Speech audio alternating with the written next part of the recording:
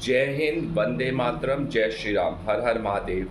मैं विजय राजहंस मानव सेवा संस्थान का राष्ट्रीय अध्यक्ष श्रीनिवास पांडे आपके सामने एक और वीडियो उपस्थित हुआ लेकर।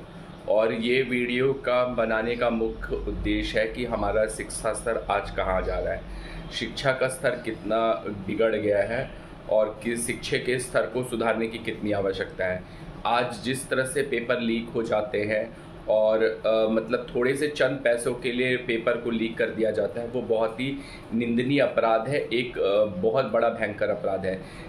पेपर लीक होना बहुत बड़ी समस्या है। पेपर को लीक नहीं होना चाहिए और पेपर का लीक होना हमारी मतलब शिक्षा प्रणाली को ध्वस्त करता है।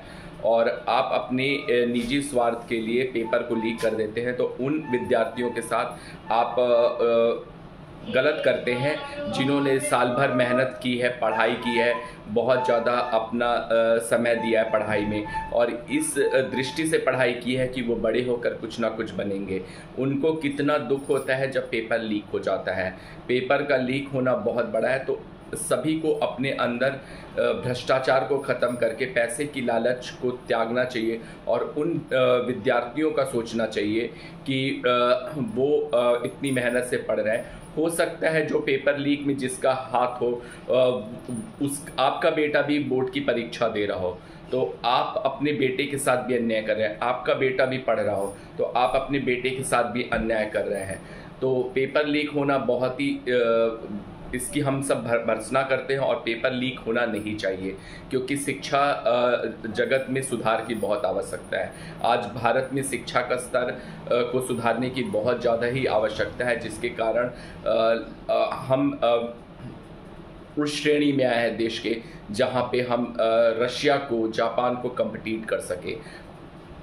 आज भारत हर क्षेत्र में बहुत कुछ कर रहा है।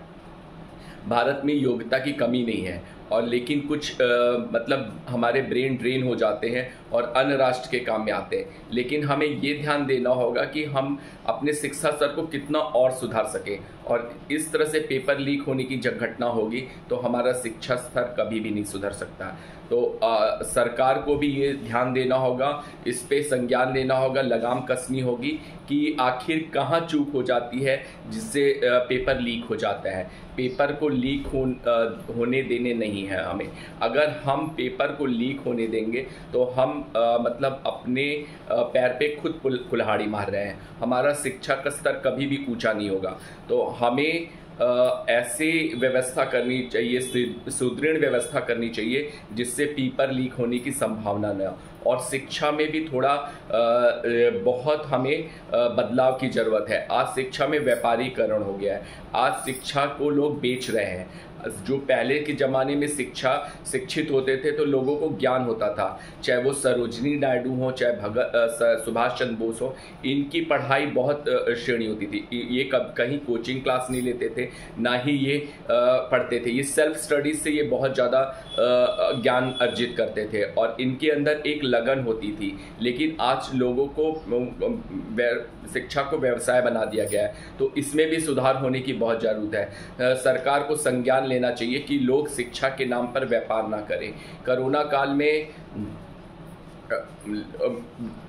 काल में बहुत लोग टीचरों के साथ अन्याय हुआ है, क्योंकि स्कूल अपनी फीस तो पूरी लेते थे लेकिन टीचर को 50% 70% सैलरी देते थे, जो कि एक कहीं से भी गलत था।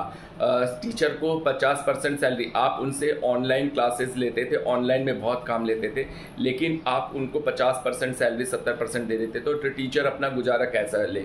इस पे सरकार को भी थोड़ा संज्ञान लेकर कार्य करने की आवश्यकता थी, जिससे कोई भी टीचर ऐसा ना करे, मतलब अपने को ना महसूस करे। क्योंकि मेरे ज्ञान में एक टीचर ने इसीलिए आत्महत्या कर दी क्योंकि उनकी सैलरी 50% हो गई।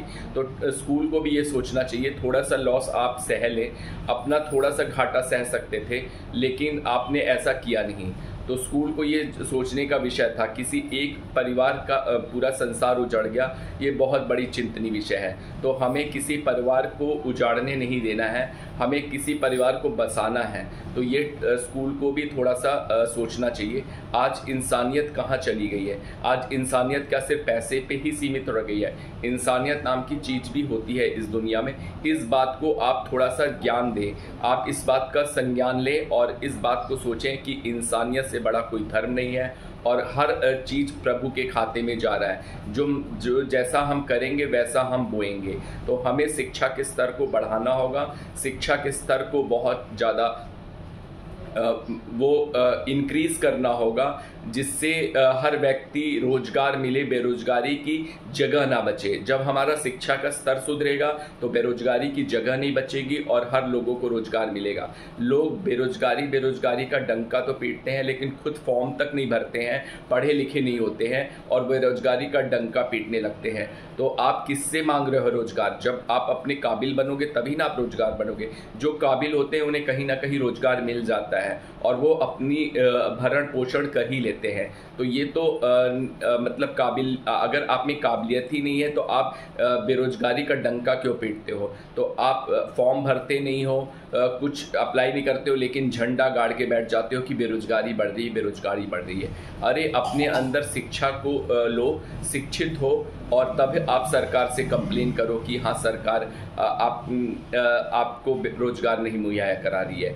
तो हमें शिक्षा को ऐसे स्तर पे लाना होगा जिससे हमें रोजगार मिले और ये गवर्नमेंट की भी ड्यूटी बनती है कि आप शिक्षा को ऐसे शिक्षा प्रणाली में आप थोड़ी सुधार की बहुत ज़रूरत है, थोड़े बहुत नहीं बहुत ज़रूरत है सुधार की। और आप शिक्षा को व्यवसायीकरण नहीं बना सकते। आप शिक्षा को ऐसा बनाइए कि एक गरीब इंसान भी शिक्षा ले सके और एक अमीर इंसान भी शिक्षा ले। शिक्षा में सब बराबर हैं और शिक्षा में कोई अमीर और गरीब नहीं होता। और शिक्षा आप ऐसी दीजिए जिससे पढ़कर हम रोजगार उत्पन्न करें और ऐसा तंत्र उत्पन्न करें जिससे बेरोजगारी का नामो निशान ही ना रहे। और हाँ, ये जो पेपर लीक होने की समस्या जो लगातार आ रही है उस पे नियंत्रण होना बहुत ज़रूरी है। और अगर पेपर लीक पे नियंत्रण नहीं होगा तो सरकार की बदनामी होती है और हमारे एक प्रश्न चिन्ह उठता है कि हम कैसी व्यवस्था रखें कि बराबर पेपर लीक हो जा रहा है। तो इस चीज़ को हमें ज़रूर ध्यान देना होगा। मेरा सरकार से यही अनुरोध है कि आप शिक्षा प्रणाली में ऐसा सुधार कीजिए और ऐसा तंत्र बनाइए कि कोई पेपर लीक ना हो। अगर पेपर लीक होना बहुत बड़ी समस्या है। कल एक न्यूज़ चैनल के डिबेट में मैं भी गया था, उस पे यही मुद्दा था कि पेपर लीक क्यों हो रहा है। तो कई लोगों ने बोला कि हम छोटे लोगों पे कार्रवाई कर देते हैं, बड़े लोग इसमें बच जाते हैं, छोटे लोगों पे कार्रवाई नहीं।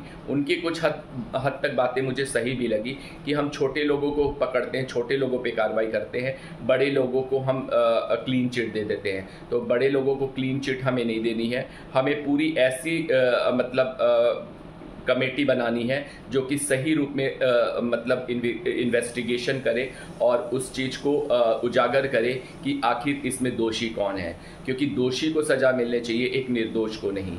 तो अगर दोषी को सज़ा मिलेगी तो एक निर्दोष बेचारा बच जाएगा। इसी के साथ मैं अपने वीडियो को समाप्त करूंगा। जय हिंद, जय भारत, वंदे मातरम। और अगर हमारे चैनल को आपने लाइक नहीं किया है तो लाइक करें, सब्सक्राइब करें और ज़्यादा से ज़्यादा शेयर करें। जय हिंद, वंदे मातरम।